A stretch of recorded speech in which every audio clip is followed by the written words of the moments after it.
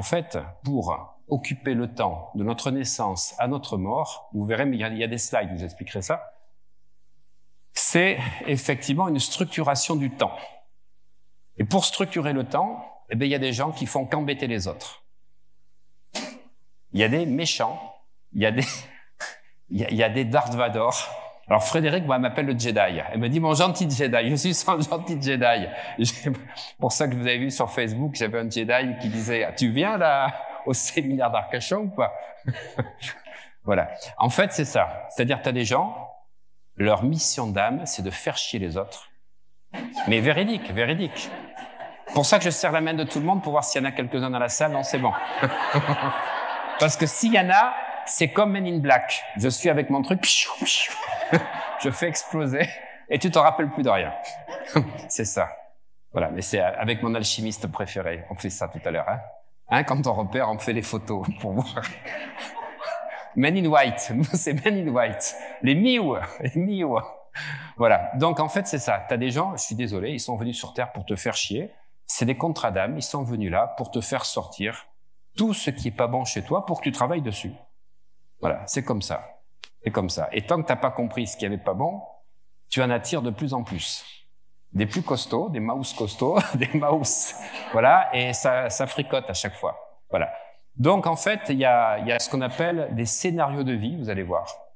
Il y a ce qu'on appelle des rituels. Alors, le rituel, c'est quoi? C'est le matin. Allez, tu prends un café? Les gens à l'entreprise qui vont à la machine à café. T'as un café? On prend un café? Ils parlent de la météo. Moi, dans mon quartier, c'est tu crois que le soleil va sortir à 11 heures? La marée haute est à 15 heures. Ça s'appelle un rituel. Et puis, il y a des passe-temps. Les passe-temps, c'est jouer au golf, c'est faire du tennis, c'est faire du bateau. On passe le temps. Mais il y a les passe-temps et il y a les tue-temps. Il y a ceux qui passent le temps avec plaisir et le tue-temps, c'est ceux qui se font chier à faire quelque chose pour laisser passer la montre. Passe-temps, tue-temps, rituel et, bien sûr, les deux trucs terribles, scénario de vie. Scénario de vie, retenez, il y en a 6 principaux. Le avant et le après. Mais vous comprendrez mieux, mais je mets ça déjà, c'est pour créer un petit peu l'attente et vous comprendrez mieux. Le jamais et le toujours. Jamais j'y arriverai. C'est toujours pareil dans ma vie. Oh putain, là, t'es mal programmé. Parce que si t'as pas pris conscience du scénario que tu vis, ça va toujours être comme ça. Avant, après, jamais, toujours. Il y a le presque. Ah, j'y étais presque. C'était presque parfait. Et le presque, il est génial. C'était génial, sauf que tu le reconnais, parce qu'au moment où il s'est mis super bien dans sa salle de bain, avec son costume, cravate et tout, pas de chance, il se fait tomber le dentifrice, là où il faut pas. C'était presque parfait. Ou c'est le gâteau qui tombe sur la table, c'était presque génial. Eh bien non, c'est comme ça. Alors il y a le presque de niveau 1 et il y a le presque de niveau 2. Moi, je suis un presque de niveau 2. Je vous explique. Presque de niveau 1, c'est Sisyphe. C'est celui qui pousse le rocher, il fait beaucoup d'efforts. Le soleil commence à poindre. 11h11, vous verrez. Donc, tu commences à pousser le rocher, tu mets beaucoup d'efforts, et il y a beaucoup de personnes, des fois, qui m'écrivent et me disent, Olivier, je voudrais faire de l'hypnose avec toi parce que je mets beaucoup d'efforts, mais j'ai pas beaucoup de résultats. Ne cherche pas, tu as droit à un presque. C'est-à-dire que quand tu arrives presque à mettre le rocher en haut de la montagne, c'est quoi? Il retombe. Et tu recommences. Moi, je suis un presque de niveau 2.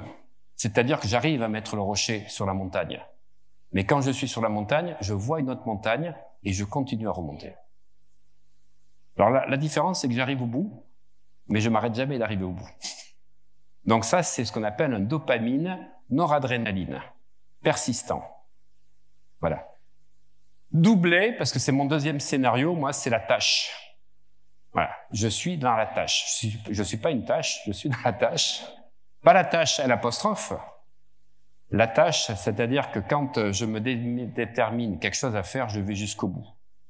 Et ça peut être jusqu'à 6 heures du matin. S'il faut bosser jusqu'à 6 heures du matin, j'écoute pas mon corps. Et le corps, il le fait payer. Comment? Eh oui, je sais, même je le sais maintenant. Donc j'ai pris une année sabbatique et demie à partir du lundi 10 octobre. Comme j'expliquais, je reviens le 3 avril 2024. J'ai 14 formations en ligne qui sont enregistrées pour 2023, j'en ai 4 pour 2024, et j'ai les vidéos qui sont tournées jusqu'en avril 2024 sur YouTube. Voilà, donc là, je décroche. Voilà. Mais sinon, j'aurais commencé, putain, j'ai 2 ans d'avance, je vais essayer d'en avoir 3. C'est ça le presque de niveau 2. Et donc, la tâche, c'est celui qui va se donner une tâche, mais pas se donner des horaires par rapport à l'heure où celui fonctionne à l'heure. Et vous allez voir, c'est ça qui nous perturbe. C'est-à-dire qu'on est pris dans les scénarios, dans les rituels. Bonjour, comment tu vas bien? Bonjour, tu veux prendre un café? C'est un rituel. C'est un truc automatique, on n'est pas présent à l'autre, on fait le truc automatique pour tuer le temps. On a les passe-temps, on a ce qu'on appelle les scénarios de vie, je viens de vous parler, les 8 principaux, donc avant, toujours, jamais, presque niveau 1. Tâches et heures, et puis on a ce qu'on appelle les jeux psychologiques. Ça, c'est terrible, parce que les jeux psychologiques, c'est la façon dont c'est les personnes qui sont venues pour nous emmerder, un peu quelque part, mais on les a attirés, parce qu'on est la partie complémentaire, en fait, vont créer des jeux psychologiques. Il y a 3 niveaux de force, niveau 1, niveau 2, niveau 3, et ça, c'est terrible. Et quand on attire un pervers narcissique, le pervers narcissique est toujours attiré parce que vous avez en fait le GPS qui est attiré. Et ça, c'est de comprendre ça. En fait, chaque fois que je vais vous donner des clés aujourd'hui et demain, vous allez comprendre et pouvoir déprogrammer en fait ce qui se passe en vous. Et c'est la prise de conscience qui vous permet de comprendre cette partie inconsciente qui vous anime et qui vous fait vivre ceci. Et donc, le 6e niveau, c'est ce qu'on appelle l'intimité.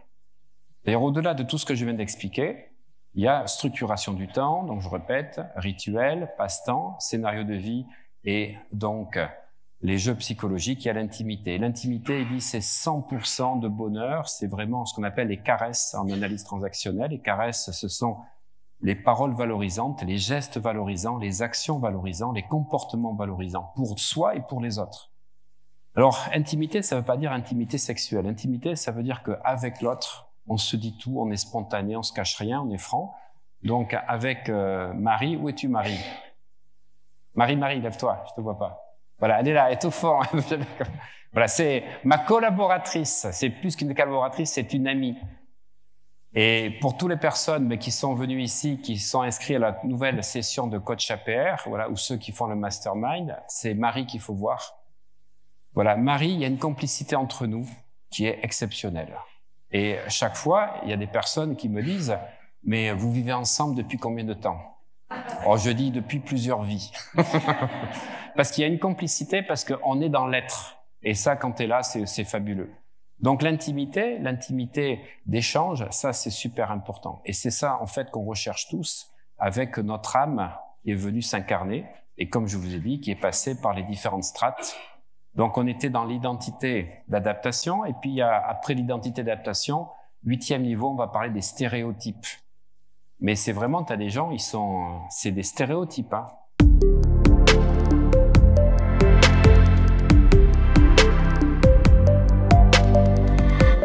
C'est mon premier séminaire avec Olivier. Mais je pourrais dire qu'Olivier est une vieille connaissance puisque nous étions à peu près à la même période à Bordeaux et nous avons donc nos études de pharmacie à Bordeaux dans la même période. Et je n'avais aucune nouvelle et d'une manière assez fortuite, il y a 3 mois, je suis tombée sur une vidéo et j'étais assez intriguée, j'étais très contente de savoir tout ce qu'Olivier fait, puisque j'ai un peu cette démarche, puisque je suis pharmacienne et donc diplômée en médecine complémentaire. Donc tout ce qui est nutrition, phytothérapie, et puis forcément on touche, je me suis spécialisée dans l'accompagnement des patients. Donc véritablement on a besoin de faire du développement personnel et aussi d'un petit peu donc d'être coaché, d'en savoir davantage. Et là, ce qui a été déterminant, c'est le sujet de ce séminaire qui était sur les blocages.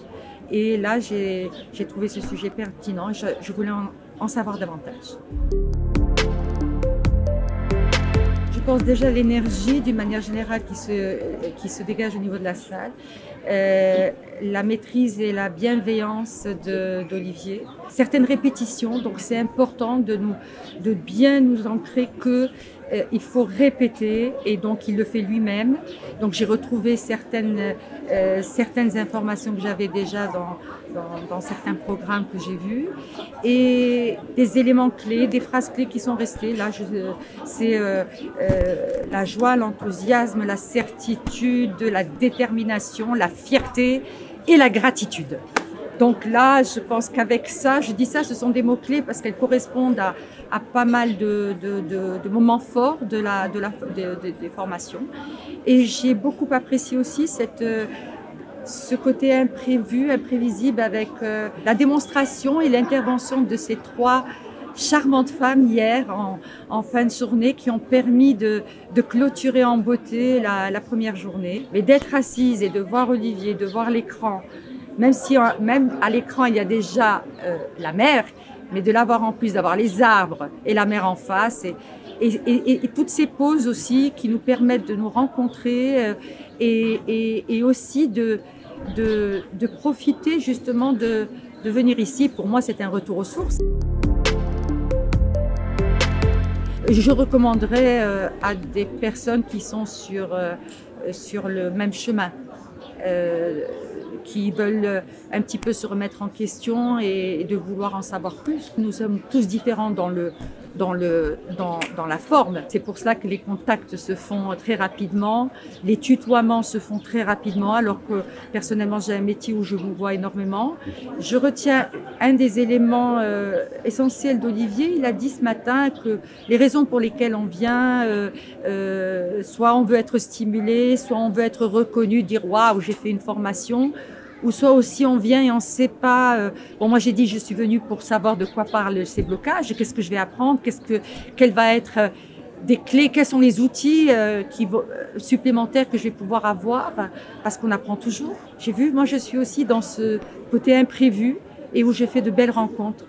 J'ai fait hier de belles rencontres, ce matin de belles rencontres, et je sais que je vais encore en faire cet après-midi sûrement. Donc je crois que là je peux dire c'est le pari gagnant, quoi. Je suis très très contente d'être là et d'avoir fait le déplacement de Casablanca, il faut quand même le dire.